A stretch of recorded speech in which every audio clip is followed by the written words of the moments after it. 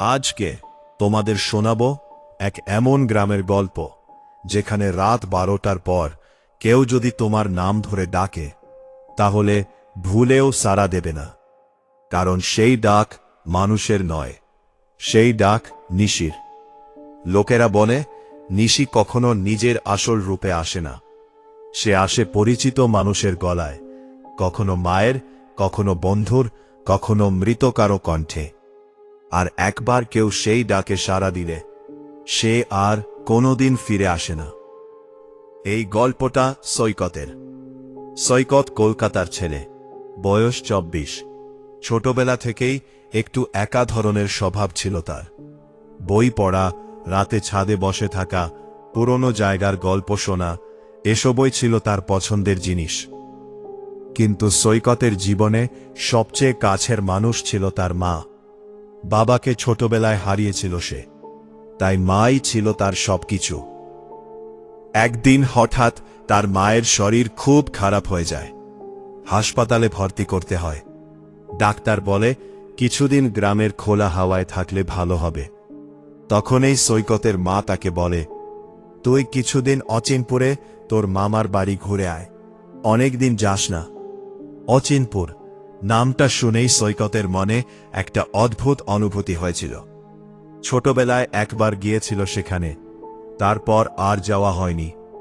সে শুধু মনে করতে পারত গ্রামের চারপাশে ঘন জঙ্গল ছিল, আর রাতে গ্রামের লোকেরা খুব তাড়াতাড়ি দরজা বন্ধ করে দিত। 2 দিন পর সৈকত ট্রেনে চেপে রওনা দিল। স্টেশন থেকে নামার পর বুঝল জায়গাটা এখনো আগের মতোই নির্জন। ছোট্ট স্টেশন, চারপাশে কুয়াশা, সন্ধ্যা নেমে গেছে। স্টেশনের বাইরে একটা পুরনো ভ্যান রিক্সা দাঁড়িয়েছিল। রিক্সাওয়ালা তাকে দেখে বলল, আপনি কি অচিনপুর যাবেন? সৈকত অবাক হয়ে বলল, হ্যাঁ, কিন্তু আপনি বুঝলেন কি করে? লোকটা হালকা হাসল। এই সময় বাইরের লোক এখানে শুধু অচিনপুরেই যায়। তার কথাটা শুনে শৌকতের কম একটু অস্বস্তি হল।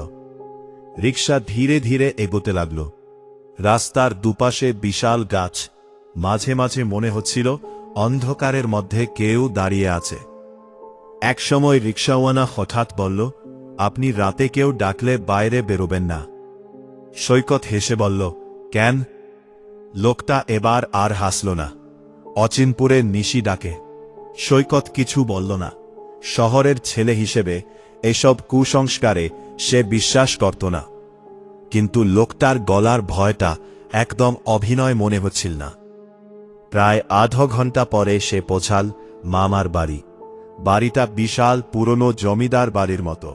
চারপাশে বড় বড় গাছ, বারান্দায় কেরোসিনের লণ্ঠন জ্বলছে। দরজা খুললেন তার মামা অনিরুদ্ধ। কত বড় হয়ে গেছিস! মামি, ছোট কাজিন তিথি, সবাই খুব খুশি হলো তাকে দেখে। রাতে খাওয়ার সময় গল্প করতে করতে সৈকত হঠাৎ জিজ্ঞেস করল, এখানে সবাই নিশির কথা বলে কেন?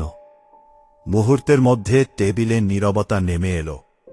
মামা ধীরে বললেন, এসব নিয়ে কথা না বলাই ভালো। মানে? মামা নিচু গলায় বললেন, এই গ্রামে রাত 12টার পর কেউ নাম ধরে ডাকলে সাড়া দিতে নেই। সৈকত হেসে বলল, তোমরাও এসব বিশ্বাস করো নাকি? ঠিক তখন তিথি ফিসফিস করে বলল, গত মাসে রতন কাকু হারিয়ে গেছে। সৈকত তাকাল। মামি তিথিকে চুপ করিয়ে দিলেন। কিন্তু সৈকতের কৌতূহল বেড়ে গেল। রাতে নিজের ঘরে শুয়েছিল সে। জানলার বাইরে ঝিঝি পোকার শব্দ, দূরে কুকুর ডাকছে। হঠাৎ সৈকত, সে চোখ খুলল। আবার শব্দটা এলো, সৈকত, বাইরে আয়। গলাটা একদম তার মামের মতো। সৈকতের বুক ধক করে উঠল। অসম্ভব, তার মা তো কলকাতায় হাসপাতালে। সে উঠে জানলার দিকে এগোতেই হঠাৎ রাতের কথাটা মনে পড়ল। রাতে কেউ ডাকলে সাড়া দিবি না। সৈকত থেমে গেল। কিছুক্ষণ পরে শব্দটা মিলিয়ে গেল। পরদিন সকালেই সে মামাকে ঘটনাটা বলল। মামার মুখ সাদা হয়ে গেল। তুই উত্তর দিসনি তো? না, মামা যেন হাফ ছেড়ে বাঁচলেন। ভালো করেছিস। সৈকত এবার সত্যিই অস্বস্তি অনুভব করল। সেদিন বিকেলে সে গ্রামটা ঘুরতে বেরো। অচিনপুর অদ্ভুত সুন্দর একটা গ্রাম, কিন্তু সেই সৌন্দর্যের মধ্যে যেন একটা মৃত নীরবতা লুকিয়ে আছে।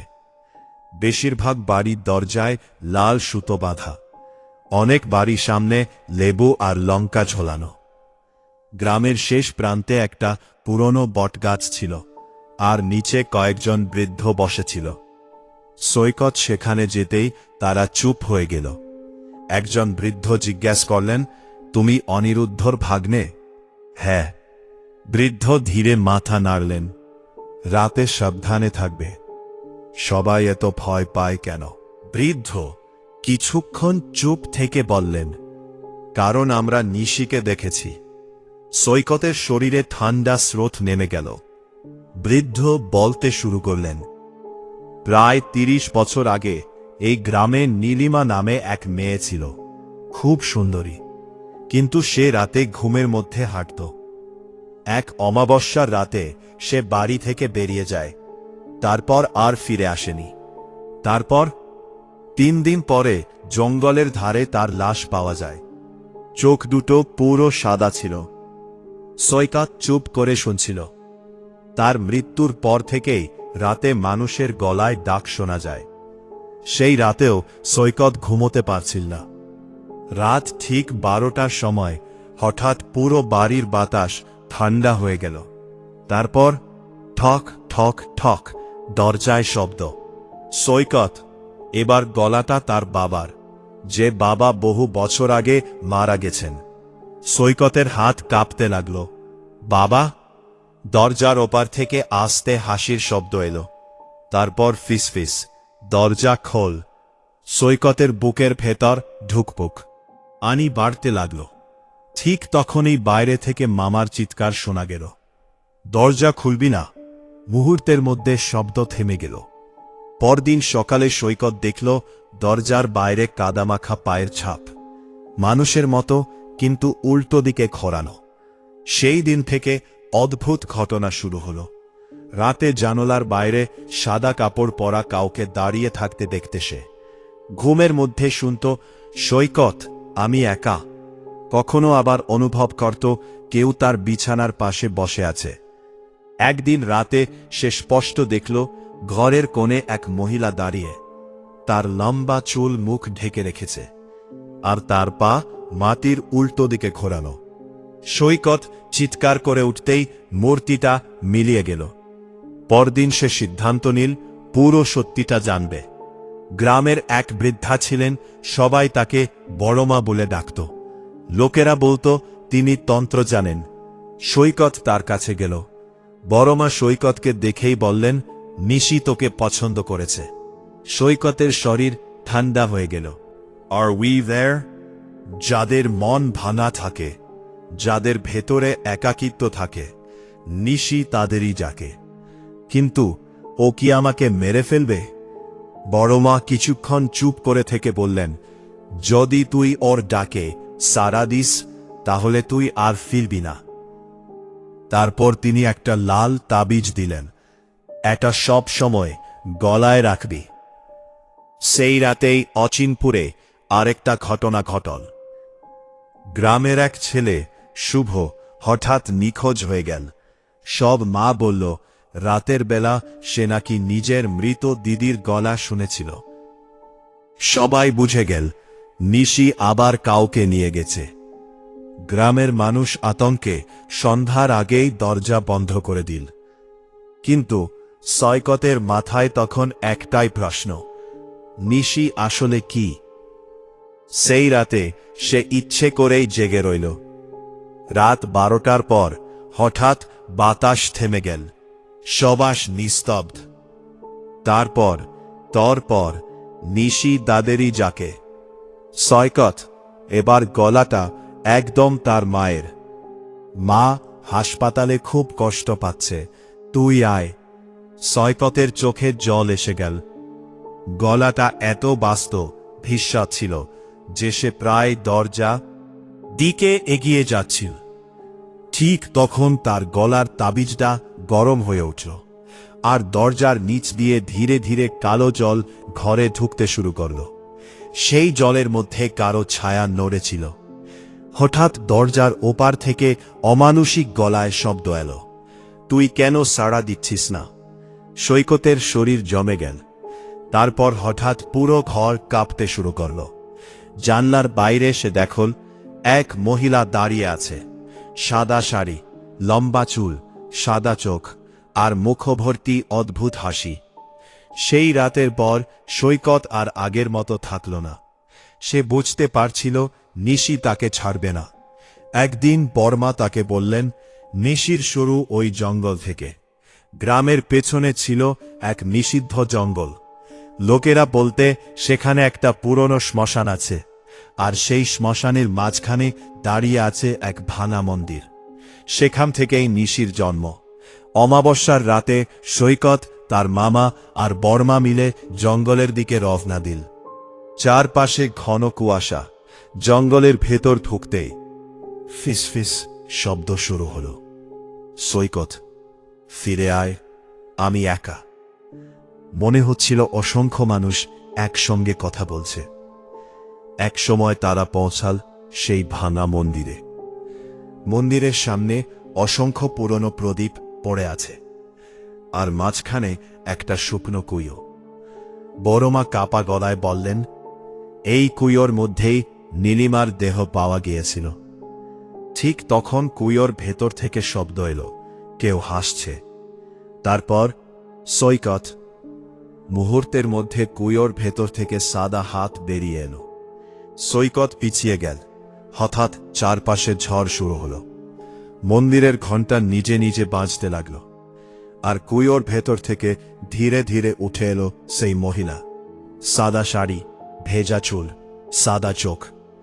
সে সৈকতের দিকে তাকিয়ে বলল, তুই আমার সঙ্গে চল।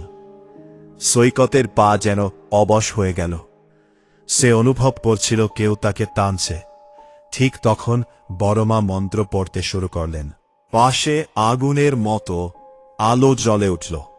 নিশি ভয়ঙ্কর চিৎকার করে উঠল। কিন্তু হঠাৎ সে সৈকতের মায়ের গলায় বলল, বাবা, আমাকে বাঁচা। সৈকত থেমে গেল। তার চোখে জল চলে এলে। সেই সুযোগে নিশি মুহূর্তের মধ্যে তার সামনে চলে এলে। সৈকত প্রথমবার তার মুখটা স্পষ্ট দেখল। মুখের অর্ধেক পচে গেছে, চোখ দুটো ফাঁকা, ঠোঁট চিরে গেছে। সে হাত বাড়িয়ে সৈকতের গলা ছুঁতে যাচ্ছিল। ঠিক তখন বড়মা একটা লাল গুঁড়ো আগুনে ছুঁড়ে দিলেন। প্রচণ্ড আলো ছড়িয়ে পড়ল। নিশি ভয়ঙ্কর চিৎকার করে কুয়োর মধ্যে পড়ে গেল।